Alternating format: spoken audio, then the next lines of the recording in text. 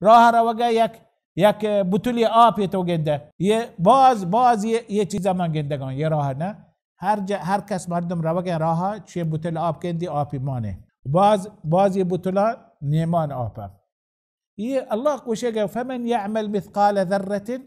خیرا یره تو کسانی چیزی ارزانی کاری بکنه نیکی کار بکنه قیامت روچا تو یه ثوابه یه نیکی گنده و دیما باز هنچین جاگه هسته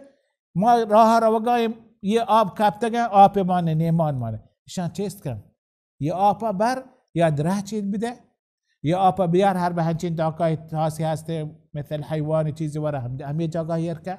یاد بکوی همه دل توکا یا الله مثقال ذرتي تو كريمة يا الله تود بكشوك الله شكور الله يكي نيات صاف ببي إخلاص ببي عمل صالحة الله نام شكوره يعني كسانين چیزا بی اندازه گوش رسول الله گوش من دی مرده که جنت ترگه خوش گله جنت ترگه چیه گوش یک دره چی کندگی چستی کو چرا مسلمانان راه پرچه چستی کو گوش ما آت دیتی همی دره کندگی پره گوشت ودیلا گوشت انها تؤذي المسلمين مسلما اذیت کن راه همی راه گوزو کا اذیت کن چست کو همی نیت بالمسلمان اذیت نبا ها بالراه گوز اذیت نبا فهمي سبب الله سبحانه وتعالى شكوري جنتي داخل